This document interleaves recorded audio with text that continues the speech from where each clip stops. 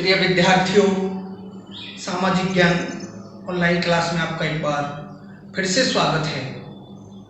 पिछले पार्ट में हमने मौर्य वंश के बारे में पढ़ा था और मौर्य वंश में चंद्रगुप्त पढ़ा था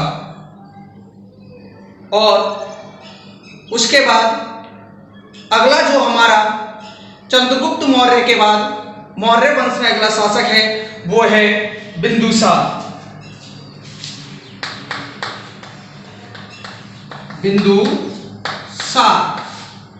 बिंदुसार इसकी जो समयावधि है वो है 298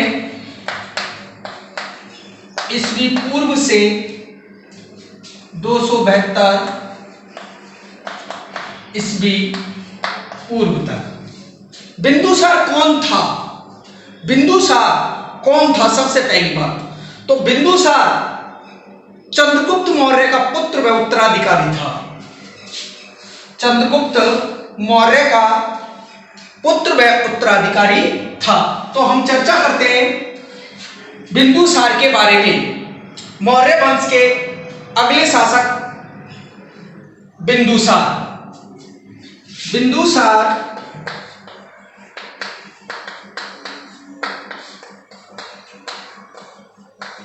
चंद्रगुप्त मौर्य का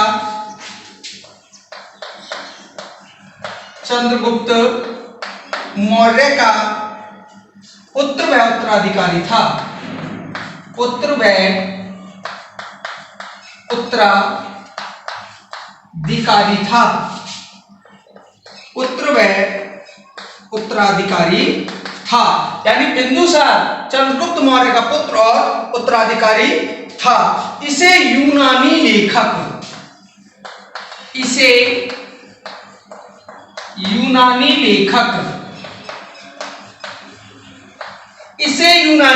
इसे यानी बिंदुसार को इसे यूनानी लेखक अमित्रोचेटस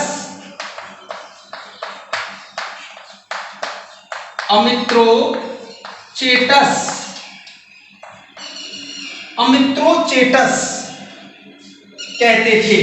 यानी यूनानी बिंदुसार नहीं कहते थे। क्या नाम दिया यूनानियों ने? अमित्रोचेटस नाम दिया। बिंदुसार को बहुत अच्छा ऑब्जेक्टिव क्वेश्चन है कि यूनानी लेखक बिंदुसार को किस नाम से पुकारते थे? तो क्या होगा? अमित्रोचेटस के नाम से पुकारते थे। वायुपुराण में अगला एक ग्रंथ है वायुपुराण। वायुपुराण में भद्रसार, वायुपुराण में भद्रसार तथा जैन ग्रंथों में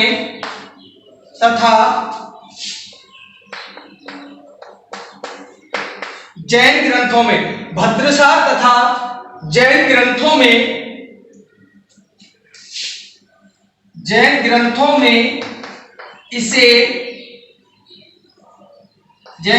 में सिंहसेन कहा गया।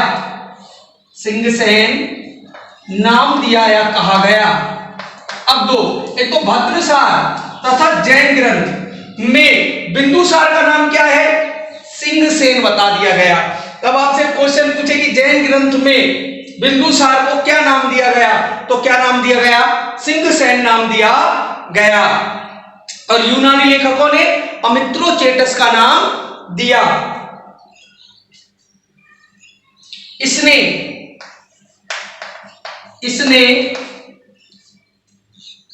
दक्षिण भारतीय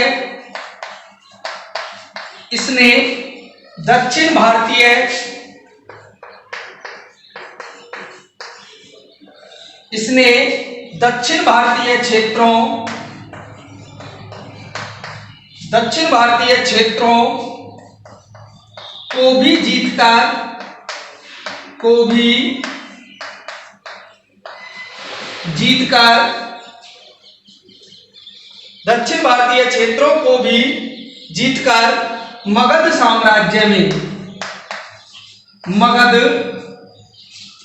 साम्राज्य में शामिल कर दिया।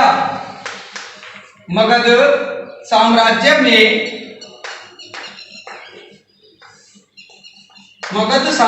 में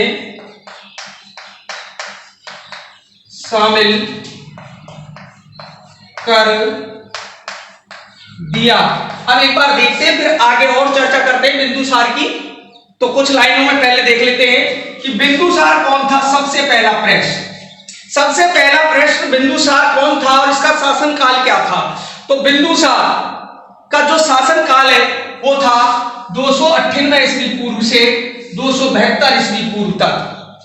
और ये था कौन? बिंदुसार चंद्रगुप्त मौर्य का पुत्र, और पुत्र था और उसको उत्तराधिकारी भी नियुक्त किया गया था। तो बिंदुसार कौन था? चंद्रगुप्त मौर्य का पुत्र था। इसे वायु पुराण में भद्रसार तथा जैन ग्रंथों में सिंहसेन कहा गया। और यूनानी लेखकों ने इसको क्या नाम दिया? अमित्रोचेटस का नाम दिया। क्या नाम दिया? अमित्रोचेटस का नाम दिया। इसने दक्षिण भारतीय क्षेत्रों को जीतकर भी मगध राज्य में शामिल कर दिया। यानी इसने अपने राज्य का विस्तार किया और कहां पर? दक्षिण भारतीय साउथ के प्रदेशों को जीतकर, साउथ नीचे दक्षिण भारतीय क्षेत्रों को भी जीतकर मगध साम्राज्य में शामिल कर दिया। अब आगे देखते हैं इसके बारे में, इसको साफ करके।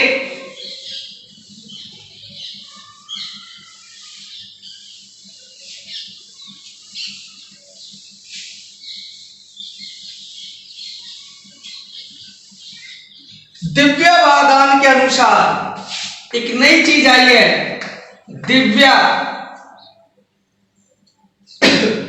वदान एक ग्रंथ है के अनुसार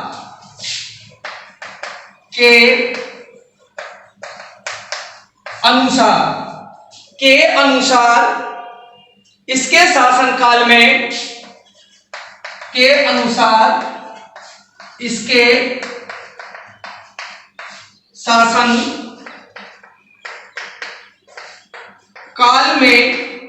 इसके शासन काल में तक्षशिला में दो विद्रोह हुए।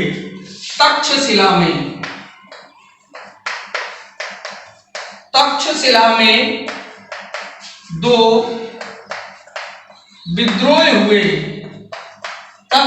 में दो विद्रोह हुए। अब तक्षशिला में दो विद्रोह हुए थे किसके? दिव्यवदान ग्रंथ के अनुसार इसके शासन काल में तक्षशिला में दो विद्रोह हुए। और जो वो दो विद्रोह हुए थे उन विद्रोहों का दमन करने के लिए इसने अपने पुत्र अशोक और सुसीम को भेजा। पहले अशोक को भेजा, बाद में सुसीम को भेजा, यानी इस विद्रोह का दमन करने के लिए। तो आपको पता लग जाना चाहिए चंद्रगुप्त मौर्य का पुत्र कौन था? बिंदुसार। और बिंदुसार का पुत्र कौन था? अशोक और सुसीम। तो यहां बात कर रहे हैं अभी हम किसकी? बिंदुसार की। तो बिंदुसार ने क्या कहा? दिव्यवदान के अनुसार इसके शासन काल में तक्षशिला में दो विद्रोह हुए जिसका दमन करने के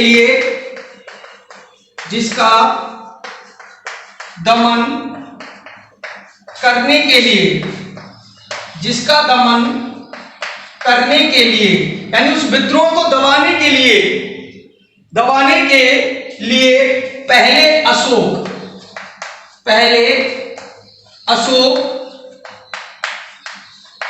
पहले तो किसको भेजा? अशोक को। बाद में सुसीम को भेजा।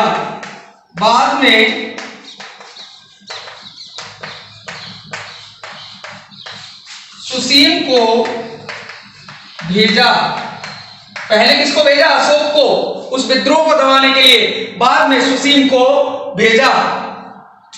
बिंदुसार के राज दरबार में, अगली बात सुने भाई, बिंदुसार के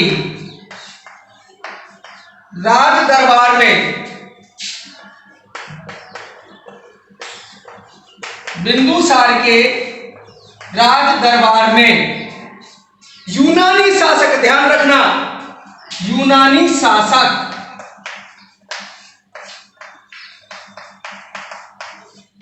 राज दरबार में यूनानी शासक, राज दरबार में यूनानी शासक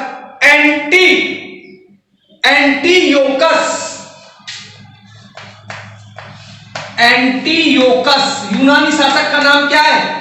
एंटीयोकस, यूनानी शासक का नाम है ये एंटीयोकस ने, एंटीयोकस प्रथम ने, एंटीयोकस प्रथम ने डायमेकस नामक,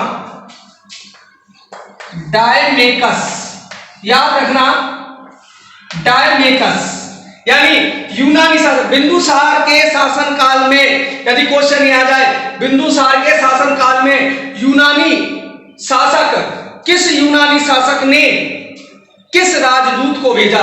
तो कौन है यूनानी शासक? एंटीयोकस। और उसने किसको भेजा? डायमेकस को भेजा। किसको भेजा? डायमेकस को भेजा, डायमेकस को भेजा, डायमेकस को भेजा। प्लानी के अनुसार, प्लानी के अनुसार, एक ये विद्वान है विदेशी प्लानी, तो यहां की बात हम बाद में करते हैं प्लानी ने क्या किया, लेकिन उससे पहले यह समझते हैं इन 4 लाइनों को कि दिव्यावधान एक ग्रंथ है। अब दिव्यावधान के अनुसार इसके शासनकाल में तक्षशिला, स्पेशल बात कर रहा है वो एक प्रदेश की बात कर रहा है सिर्फ, तक्षशिला की। और उसमें कितने विद्रोह हुए? 2 विद्रोह हुए 2 विद्रोह हुए, जिसका दमन करने के लिए, दमन यानी दबाने के लिए, दमन यानी दबाने के लिए उसने पहले इसको भेजा, अशोक को भेजा, और उसके बाद सुसीम को भेजा। पहले अशोक को भेजा, फिर सुसीम को भेजा। सबसे अहम बात इन 4 लाइनों की क्या है वो सुने आप। सबसे अहमियत रखने वाली, हमें नंबर दिलाने वाली, जहां से क्वेश्चन पुटअप होने की संभावना है वो सुने। और वो लाइन है ये कि बिंदुसार के राज दरबार में यूनानी शासक एंटीयोकस प्रथम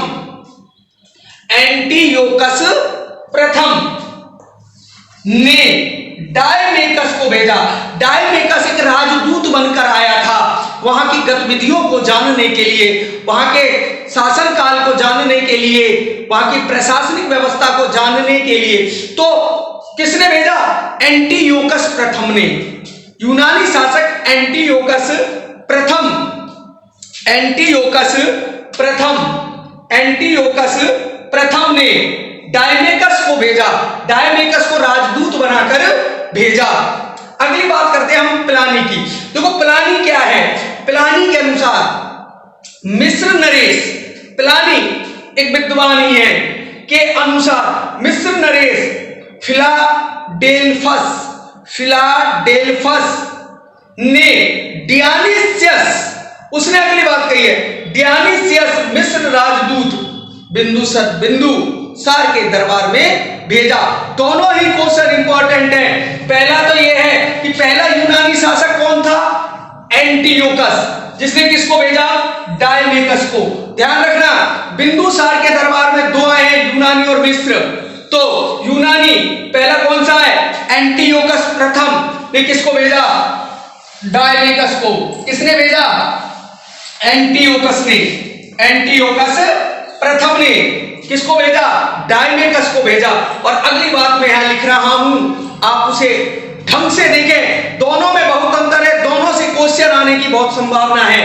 तो एंटीयोकस प्रथम ने किसको भेजा? डायमेकस को। ध्यान रखना, एंटीयोकस प्रथम ने डायमेकस को भेजा। अगली बात देखें,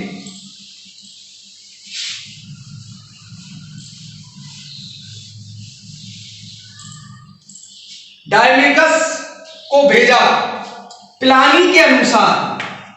प्लानी एक विद्वान है, पिलानी के अनुसार, पिलानी के अनुसार मिस्र नरेश,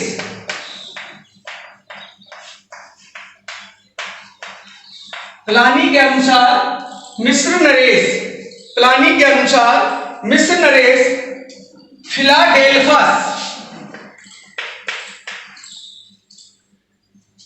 फिलाडेल्फस, फिलाडेल्फस, प्लानी के अनुसार मिस्र नरेश, वहां कौन था? एंटियोकस प्रथम ने डायमेकस को भेजा और यहां मिस्र नरेश फिलाडेल्फस, मिस्र नरेश फिलाडेल्फस ने, फिलाडेल्फस ने डियानीसियस, डियानीसियस, डियानीसियस राजदूत को बिंदुसार के दरबार में भेजा,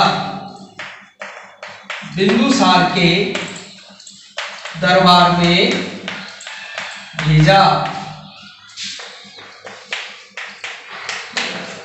फिर देखें आप कि प्लानी के अनुसार मिस्र नरेश, पिलानी के अनुसार मिस्र नरेश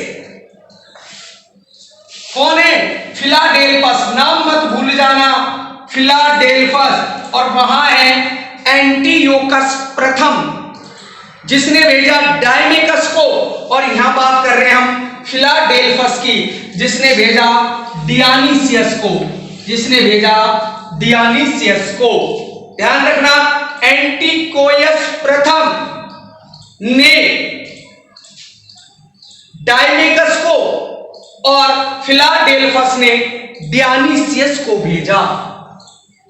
किसके रूप में? राजदूत के रूप में भेजा। ये यहां तक था अपना बिंदुसार। अब है सबसे इंपॉर्टेंट मौर्य वंश का, और उसका नाम आप सभी लोग जानते हैं, अशोक।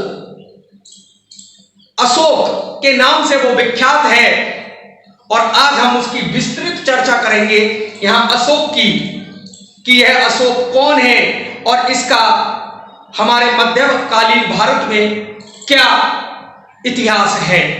तो आज बात करेंगे हम विस्तृत रूप से अशोक की, मौर्य वंश में अशोक की। अशोक,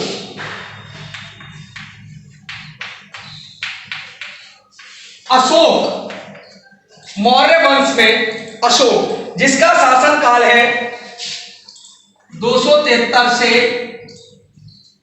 232 ईस्वी पूर्व।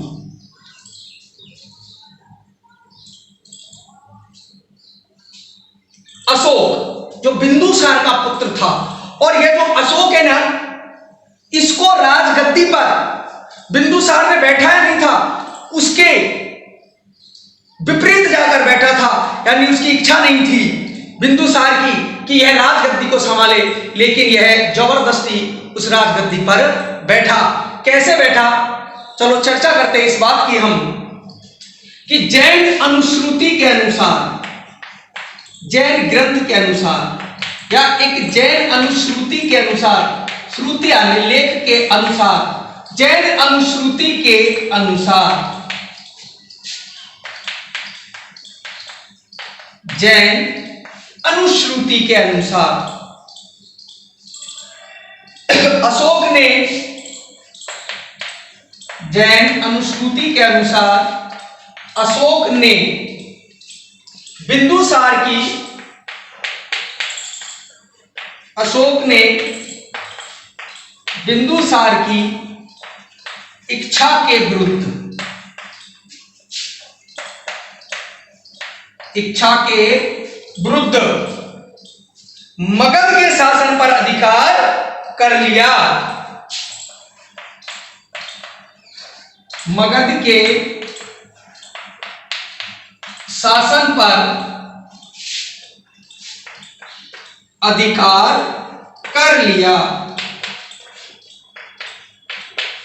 यानी इस लाइन का मतलब एक ही है, और वो मतलब ये है कि बिंदुसार नहीं चाहता था कि अशोक मगध की राजगद्दी पर बैठे, लेकिन उसने जबरदस्ती या आक्रमण से क्या किया, उस मगध की राजगद्दी को हथिया लिया।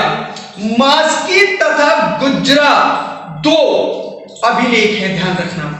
दो अभिलेखों की बात कर रहा हूं मैं यहां, मास्की और गुज्जरा की। मास्की और गुज्जरा अभिलेखों में उसका नाम अशोक मिलता है। सबसे अहम क्वेश्चन ऑब्जेक्टिव टाइप 1 नंबर का, आधे नंबर का क्वेश्चन कि किन अभिलेखों में अशोक का नाम अशोक मिलता है।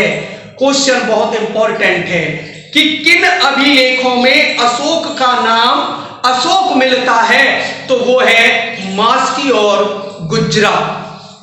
मास्की और गुज्जरा, तो हम लिखेंगे मास्की तथा गुज्जरा। मास्की तथा गुज्जरा, मास्की तथा गुज्जरा अभिलेखों में, मास्की तथा गुज्जरा अभिलेखों में उसका नाम अशोक मिलता है। उसका नाम अशोक मिलता है। कौन कौन से अभिलेख हो गए? मास्की तथा गुज्जरा। अशोक को अब दो उपाधियां मिली हैं। अशोक को अपने जीवन काल में बहुत उपाधि, लेकिन दो बहुत महत्वपूर्ण उपाधियां हैं। दो उपाधियां, एक उपाधि का नाम है देवानम पिये, देवानम पिये, और दूसरी उपाधि है देवानम पिये दस्सी, देवानम पिये दस्सी। तो देखते हैं अशोक को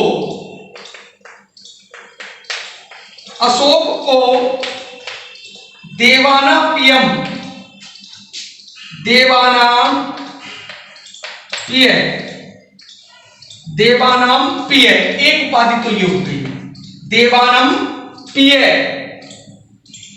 तथा देवानम पिय तथा देवानम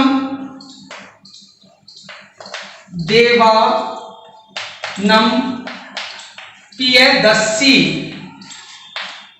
देवानम पियदस्सी। एक तो कौन सी हो गई? देवानम पिय, और एक देवानम पियदस्सी, देवानम पियदस्सी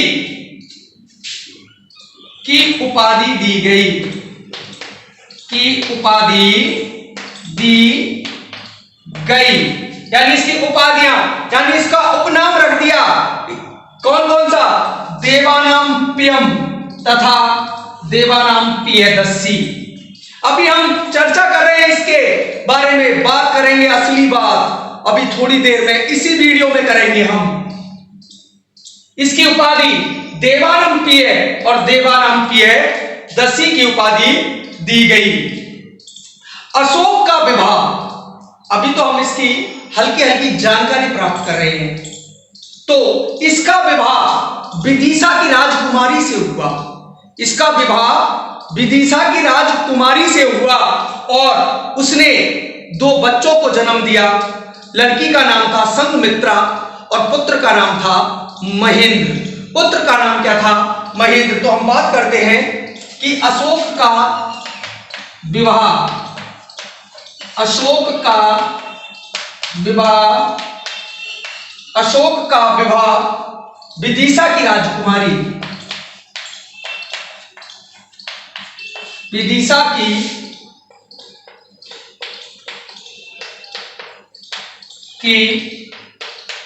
राजकुमारी, विदिशा की राजकुमारी से हुआ, विदिशा की राजकुमारी से हुआ। उससे संघमित्रा, संघमित्रा व महेंद्र का जन्म हुआ। महेंद्र का जन्म हुआ। किताब पर नहीं जाना है, किताब की भाषा पर नहीं जाना है, हमको अपनी भाषा तैयार करनी है जिससे कि हमें बहुत जल्दी याद हो, हमारा जो शिक्षण है वो प्रभावशाली बने, रुचि का बने, आनंद का बने। तो उससे संघमित्रा व महेंद्र का जन्म हुआ। इतना ही देखते हैं, फिर इसके बाद देखेंगे कि अशोक के बारे में, कि बिंदुसार के बाद कौन बैठा? अशोक। मगध की राज्य गद्दी पर कौन बैठ गया? अशोक बैठ गया 273 से 232 ईस्वी पूर्व। अब पहली बात मैंने आपको पहले भी बता दी कि जैन अनुश्रुति के अनुसार अशोक ने बिंदुसार की इच्छा के विरुद्ध मगध के शासन पर अधिकार कर लिया। मोस्ट बात कि मास्की और गुज्रा दो क्या है ये? अभिलेख। मास्की और गुज्रा, इन अभिलेखों के अनुसार इसका नाम अशोक मिलता है। इसको दो उपाधियां दी गई। कौन कौन सी उपाधियां दी गई? एक तो देवानाम है, इसकी दो उपाधि कौन कौन सी है? देवानाम है और एक देवानाम है दस्सी। एक तो देवानाम है और एक देवानाम है दस्सी। अशोक का विवाह विदिशा की राजकुमारी से हो गया और उसने दो बच्चे को जन्म दिया। एक था महेंद्र, दूसरी थी संघमित्रा, यानी एक लड़का और एक लड़की, जिनके बारे में बताया गया है कि इन्होंने इन्हें दक्षिण में भेजा था बौद्ध का प्रचार प्रसार करने। वो आगे की बातें हम बाद में बात करेंगे। तो संघमित्रा व महेंद्र का जन्म हुआ। इसको साफ करने के बाद आगे की देखते हैं अशोक के बारे में।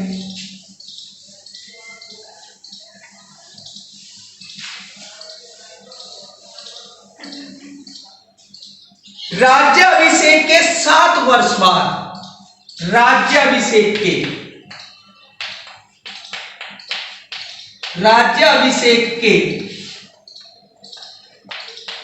7 वर्ष बाद, राज्याभिषेक के 7 वर्ष बाद, यानी 7 वर्ष शासन करने के बाद अशोक ने कश्मीर व खेतान पर,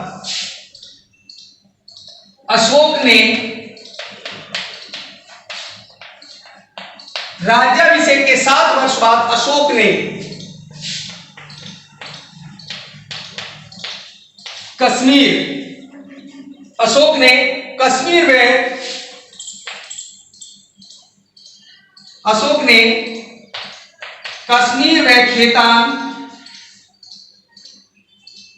खेतान को अपने राज्य में मिलाया। खेतान को अपने राज्य में मिलाया। कहने का अर्थ यह है कि इन पर भी उसने आक्रमण किया और आक्रमण करके दोनों प्रदेशों को जीत लिया, कश्मीर को और खेतान को। 7 वर्ष बाद क्वेश्चन बन सकता है कि राज्याभिषेक के 7 वर्ष बाद अशोक ने किन को अपने राज्य में मिलाया, किन प्रदेशों को? तो कश्मीर और खेतान को अपने राज्य में मिलाया राज्याभिषेक के 8वें वर्ष बाद। अब अगली बात सुने, राज्याभिषेक के 8वें वर्ष बाद,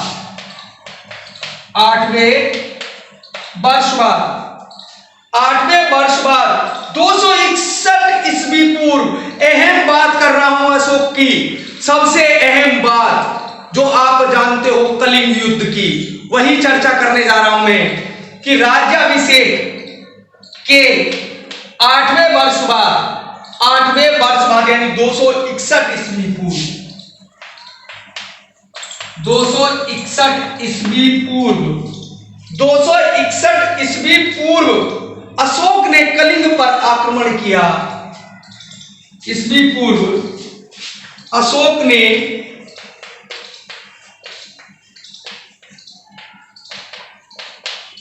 कलिंग पर आक्रमण किया। कलिंग पर आक्रमण किया। ध्यान रखना, अशोक ने कलिंग पर कब आक्रमण किया? 261 ईस्वी पूर्व किया था। 261 ईस्वी पूर्व किया था, जिसमें 1,00,000 लोग मारे गए थे। इस आक्रमण में भयानक आक्रमण था जिसमें 1,00,000 लोग मारे गए थे। आक्रमण किया और इसमें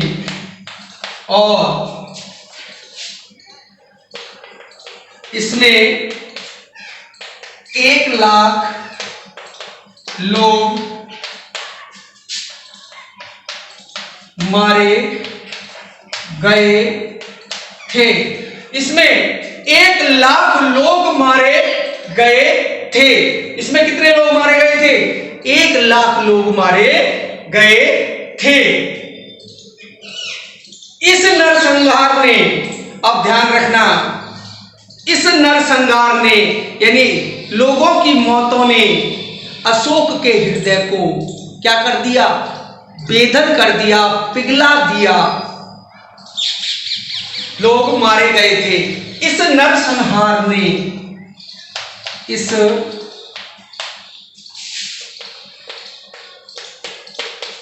हार ने अशोक के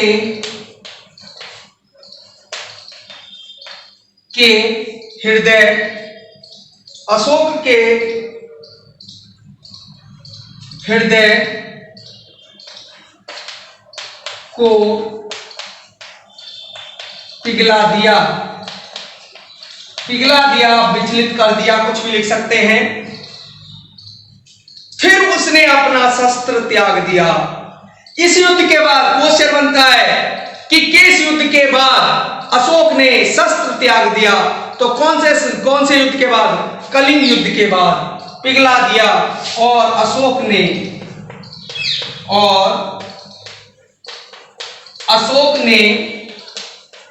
शस्त्र त्याग दिया,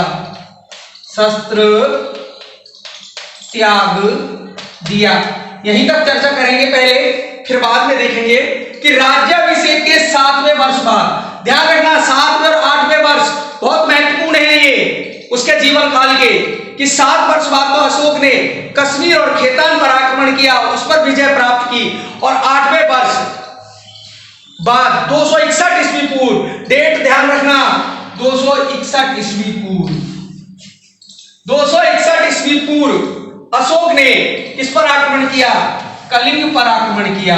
कलिंग पर आक्रमण किया जिसमें 1,00,000 लोग मारे गए थे। इस नरसंहार ने अशोक के हृदय को पिघला दिया और अशोक ने शस्त्र त्याग दिया। तो 7वां और 8वां 2 वर्ष हो गए, 7वें और 8वें वर्ष की बात कर ली।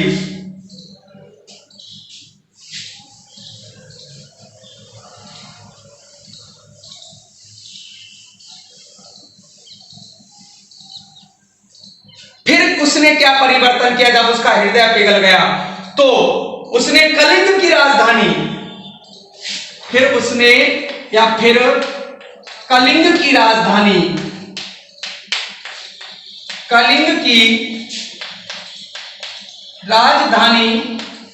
कलिंग की राजधानी, धोली या तोसाली, धोली कह लो या तोसाली कह लो, धोली या तोसाली बनाई,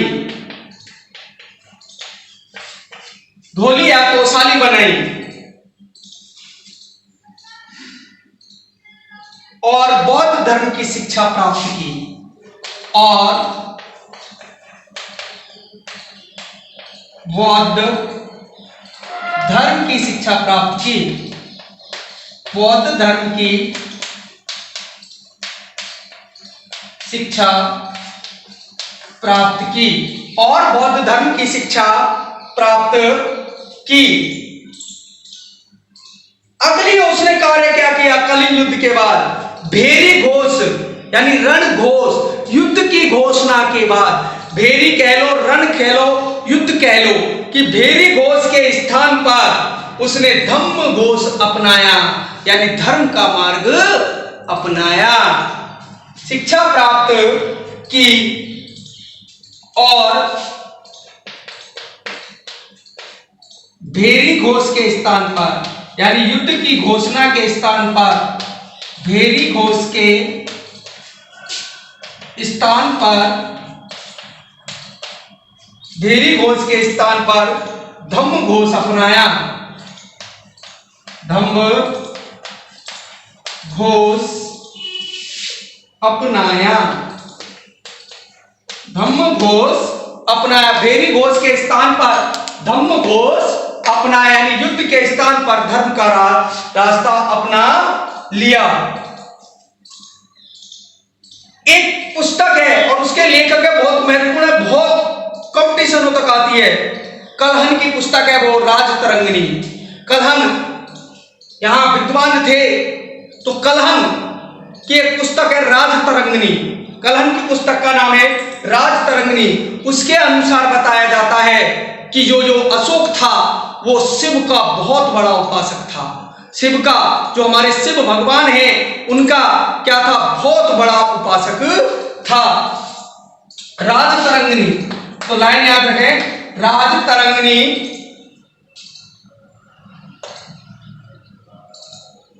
राजतरंगिणी राजतरंगिणी। और राजतरंगिणी पुस्तक के लेखक कौन है? कलहन। कलहन राजतरंगिणी पुस्तक के लेखक है कलहन। अपनाया। राजतरंगिणी के अनुसार, राजतरंगिणी के अनुसार अशोक, राजतरंगिणी के अनुसार अशोक शिव का बहुत बड़ा उपासक था। शिव का बहुत बड़ा उपासक था। शिव का बहुत बड़ा उपासक था, यानी शिव भगवान का बहुत बड़ा उपासक था। अब देखो, इसने जब युद्ध त्याग दिया तो अच्छे कार्य करने लगा, तो इसने आजीविकों के लिए, जो गरीब लोग थे उस वक्त उनके पास कुछ नहीं था, उनके लिए वो सहायता प्रदान करना शुरू कर दिया उसने, अशोक ने। तो क्या किया कि बराबर की पहाड़ियों में, वहां पर एक क्षेत्र था कलिंग में, बराबर की पहाड़ियों में उसने आजीविकों के निवास हेतु, आजीविकों के निवास यानी जिनकी जीविका का कोई साधन नहीं था, उनके निवास हेतु चार प्रकार के निवास बनवाए, जिनका नाम था, एक का सुदामा, एक का चापर, एक का विश्व झोपड़ी, एक का कर्ण। कहीं कहीं कर्ज भी मिल जाता है। तो चार उसने आजीविकों को निवास हेतु स्थान दिया और उन स्थानों को चार नाम दिए। कौन कौन से? विश्व झोपड़ी, कर्ण, चापर, सुदामा। तो अगली लाइन यही लिखनी है हमको, बराबर की पहाड़ियों में, बराबर की पहाड़ियों में, बराबर की पहाड़ियों में, बराबर की पहाड़ियों में अशोक ने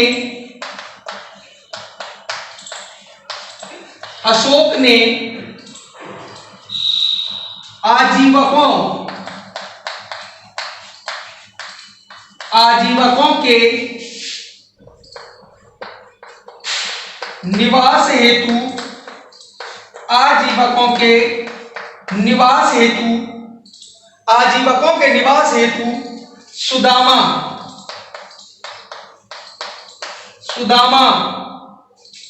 चापार, विश्व झोपड़ी,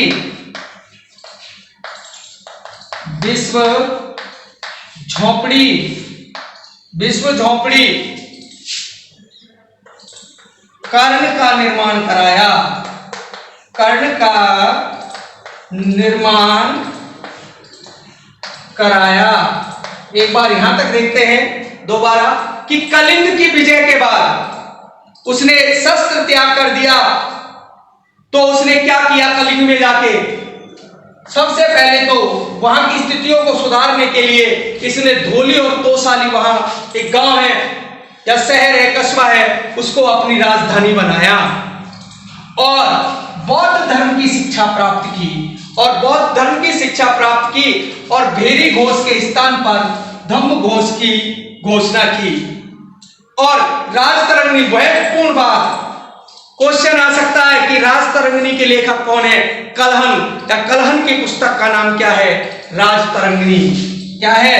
राजतरंगिणी के अनुसार अशोक शिव का बहुत बड़ा उपासक था और इसने आजीवकों के निर्माण हेतु, निवास हेतु 4 प्रकार की झोपड़ियां बनवाई।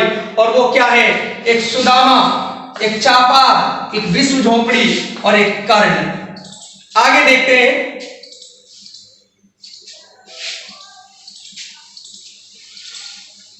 आगे देखते हैं अशोक के बारे में।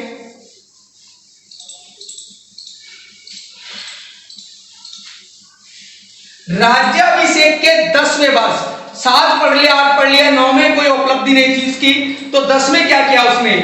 10वें वर्ष में, 10वें वर्ष में, 10वें वर्ष में, 10वें वर्ष में उसने बोध गया की यात्रा की। उसने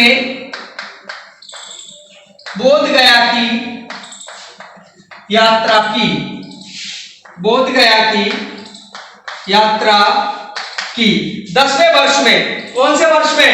10वें वर्ष में उसने बोध गया की यात्रा की। किसने? अशोक ने। और 20वें वर्ष में लुम्बिनी की यात्रा की। ध्यान रखना, 10वें वर्ष में तो कहां की यात्रा की? बोध गया की। और 20वें वर्ष में, और 20वें वर्ष में, 20वें वर्ष में लुम्बिनी की यात्रा की। 20वें वर्ष में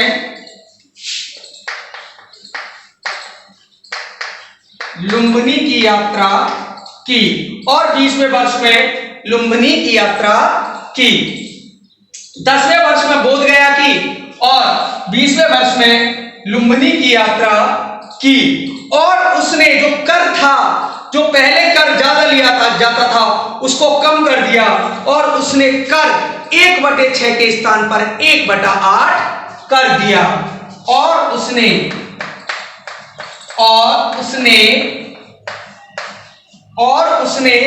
कर 1/6 के स्थान पर 1/8 कर दिया। ये अशोक के बारे में हमने जाना। लेकिन आगे की जो मैं बात कर रहा हूं वो थोड़ी किताब से हटके है, लेकिन बहुत इंपॉर्टेंट है। उसमें से प्रश्न पूछे जा सकते हैं कि अशोक ने अपनी उपलब्धियों को, अब हम बात करें अशोक की उपलब्धि, तो उसने क्या किया है, क्या क्या चर्चाएं की है उसने। तो अशोक ने अपनी उपलब्धियों को 3 प्रकार के अभिलेखों पर लिखवाया या खुदवाया। 3 प्रकार के अभिलेख। अभिलेख क्या होते हैं? जिन पर राजा अपने शासन काल के बारे में लिखता है, अपने बारे में लिखता है, वहां के जनजीवन के बारे में लिखता है, अभिलेख। तो इसने 3 प्रकार के अभिलेख, अशोक ने 3 प्रकार के अभिलेख तैयार करवाए। ये कोई किताब में नहीं है आपकी, मैं आपको जानकारी दे रहा हूं। वैसे इनके बारे में थोड़ी थोड़ी चर्चा जरूर है, लेकिन हम यहां विस्तृत जानकारी प्राप्त करेंगे। 3 प्रकार के अभिलेख।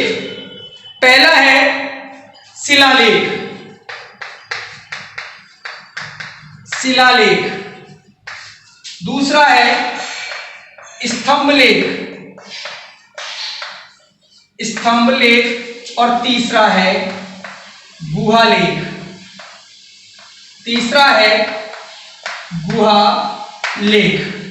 ध्यान रखना कि अशोक ही एक ऐसा शासक था जिसने सर्वप्रथम, लाइन ध्यान रखना, बहुत इंपॉर्टेंट लाइन बोल रहा हूं, बहुत इंपॉर्टेंट, कि अशोक ही एक ऐसा शासक था जिसने सर्वप्रथम शिलालेख पर अभिलेख लिखवाया, यानी शिलाओं पर लेख लिखवाया।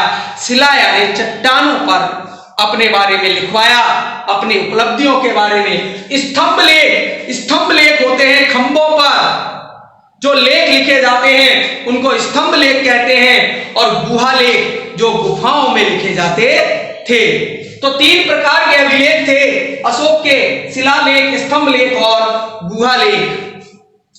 शिलालेखों की संख्या 14 थी, स्तंभ लेखों की संख्या 7 थी और गुहा लेखों की संख्या अनिश्चित थी। अनिश्चित थी। तो ध्यान रखना, 3 प्रकार के अभिलेख तैयार करवाए अशोक ने, एक शिलालेख, एक स्तंभ लेख और एक गुहा लेख। तो शिलालेखों की संख्या कितनी थी? 14, स्तंभ लेख की 7 और गुहा लेख की अनिश्चित थी। एक लाइन में आपको बता देता हूं कि अशोक ने एक धम्म, इसमें स्तंभ लेखों में धम्म प्रक्रिया चालू की थी, जिसका वर्णन दूसरे और 7वें स्तंभ लेख में मिलता है। स्तंभ लेखों के बारे में, जो इसका दूसरा और 7वां स्तंभ लेख है, उसमें धम्म के बारे में लिखा मिलता है। और धम्म क्या चीज है अशोक के अनुसार? तो धम्म क्या है कि अशोक ने मनुष्य की नैतिक उन्नति हेतु जिन नैतिक आदर्शों को अपनाया, जिन नैतिक आदर्शों का प्रतिपादन किया या अपनाया, उनको क्या कहते हैं? धम्म कहते हैं। नैतिक आदर्श यानी जनता का कल्याण, जनता कैसे सुख रहे, जनता में कैसे शांति बनी रहे, कैसे जनता आनंद प्राप्त करे। तो वो कहां मिलता है? दूसरे और 7वें अभिलेख में मिलता है, लेकिन हम इसकी चर्चा बाद में करेंगे। सबसे पहले बात करते हैं शिलालेख की। 14 शिलालेख थे। कितने शिलालेख थे?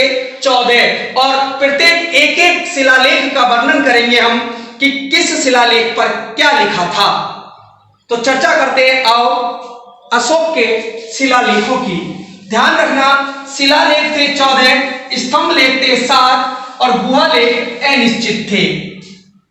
तो शिलालेख पहला शिलालेख क्या था? ये कब परिवर्तन के बाद की बात हो रही है, ये उसका जब हृदय परिवर्तन हो गया। तो पहला क्या था? पहला था कि पशु बलि की निंदा की गई, कि कोई भी प्राणी पशु बलि नहीं करेगा। पशु बलि की निंदा की गई, पशु बलि की निंदा की गई, पशु बलि की निंदा की गई। दूसरा, पशु बलि की निंदा की गई। दूसरा, पशु व मनुष्य को चिकित्सालय की व्यवस्था, पशुओं व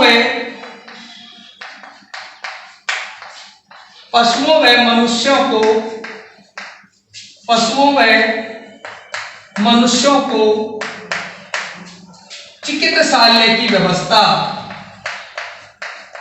चिकित्सालय की व्यवस्था, चिकित्सालय की व्यवस्था। पहला क्या है?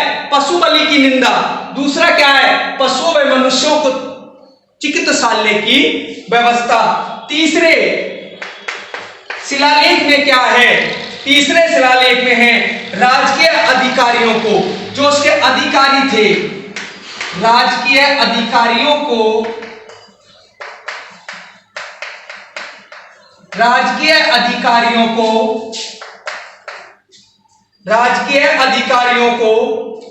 5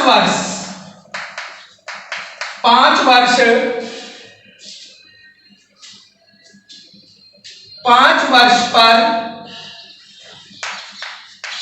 धम्म की यात्रा का आदेश, धम्म की यात्रा का आदेश, यानी कि उसके जो राजकीय कर्मचारी थे, उनको प्रति 5 वर्ष में एक बार धम्म की यात्रा करनी पड़ती थी। तीसरा शिलालेख ये कहता है। चौथा शिलालेख कहता है कि धर्म से संबंधित शेष नियम बनाए जाएं, कि धर्म से संबंधित जो कुछ उसने बना दिए, उनसे भी अलग जो बचे हुए नियम है, सब बनाए जाएं। तो क्या है? धर्म से संबंधित शेष नियम, धर्म से संबंधित शेष नियम, धर्म से संबंधित शेष नियम। पांचवा क्या कहता है? धम्म महामंत्रों की नियुक्ति। धम्म महामंत्रों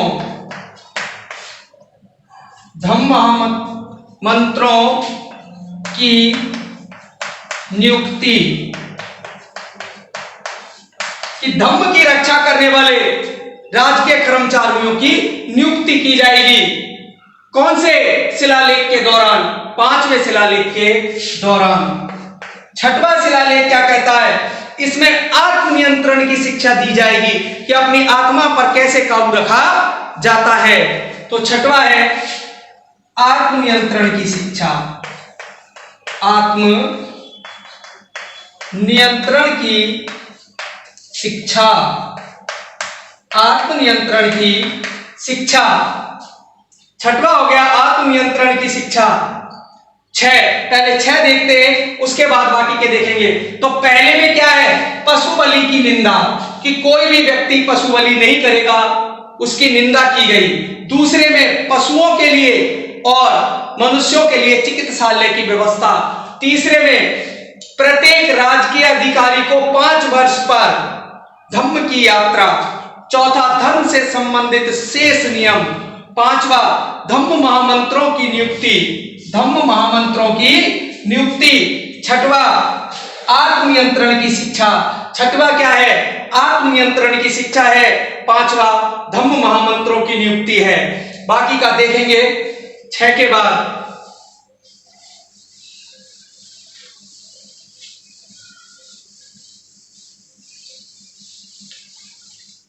सातवां और 8वां एक ही है। 7 और 8 एक ही है, यानी दोनों में मिलाकर बात की गई है। और वो है अशोक की तीर्थ यात्राओं का उल्लेख। अशोक की तीर्थ यात्राओं का उल्लेख। अशोक की तीर्थ यात्राओं का उल्लेख। अशोक की तीर्थ यात्राओं का उल्लेख कौन से में है? 7वें और 8वें में, कि अशोक ने अपने जीवन काल में कहां कहां की यात्राएं की हैं, उनका उल्लेख। 9वां क्या कहता है? सच्ची भेंट व शिष्टाचार का उल्लेख। सच्ची भेंट व शिष्टाचार का उल्लेख। सच्ची भेंट व शिष्टाचार का उल्लेख, यानी इसमें शिष्टाचार का उल्लेख किया गया है। सच्ची मुलाकात का उल्लेख किया गया है, शिष्टाचार का उल्लेख किया गया है। 10वें शिलालेख में राजकीय अधिकारियों को आदेश दिया कि प्रजा हित के बारे में सोचें। राजकीय आदेश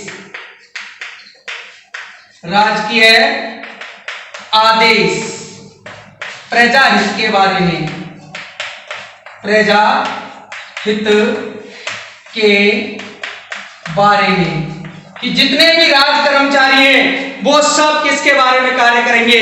प्रजा हित के बारे में कार्य करेंगे। 11वां शिलालेख क्या कहता है? 11वां कहता है कि धम्म की व्याख्या की गई। 11वें शिलालेख में किसकी व्याख्या की गई? धम्म की व्याख्या की गई, जो हमने बताया था आपको कि धम्म क्या है। तो धम्म की व्याख्या की गई। धम्म क्या है? धम्म क्या है? एक बार सुने। अशोक ने मनुष्य की नैतिक उन्नति के लिए अशोक ने मनुष्य की नैतिक उन्नति के लिए जिन आदर्शों का प्रतिपादन किया वो क्या है? धम्म। 12वां है स्त्री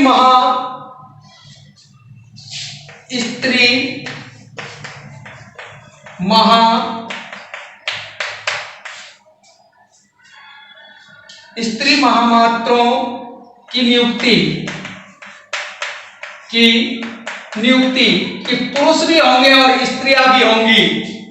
जो इनकी रक्षाएं करेंगी, धम्म की रक्षाएं करेंगी। 13 कलिंग युद्ध का वर्णन। ध्यान रखना कि किस शिलालेख पर कलिंग युद्ध का वर्णन मिलता है, तो किस शिलालेख पर मिलता है? 13 पर कलिंग युद्ध का वर्णन, कलिंग युद्ध का वर्णन। और 14वां शिलालेख, 14वां शिलालेख क्या कहता है? अशोक ने जनता को धार्मिक जीवन जीने के लिए प्रेरित किया। धार्मिक जीवन जीने के लिए प्रेरणा, धार्मिक जीवन जीने के लिए प्रेरणा, धार्मिक जीवन जीने के लिए प्रेरणा। तो एक बार फिर देखते हैं हम 7वां और 8वां शिलालेख क्या कहता है? अशोक की तीर्थ यात्राओं का उल्लेख। 7वें और 8वें में क्या है? अशोक की तीर्थ यात्राओं का उल्लेख। 9 में क्या है? शिष्टाचार का उल्लेख। 10 में क्या है? राजकीय आदेश प्रजाहित के बारे में, कि सभी लोग, सभी कर्मचारी प्रजाहित के बारे में कार्य करेंगे। 11 में धम्म की व्याख्या की गई। 12 में स्त्री महामात्रों की नियुक्ति की गई। 13 में कलिंग युद्ध का वर्णन और 14 में धार्मिक जीवन जीने के लिए प्रेरणा। धन्यवाद। बाकी का कल। यदि आपको वीडियो पसंद आता हो तो आप लाइक करें, शेयर करें, सब्सक्राइब करें।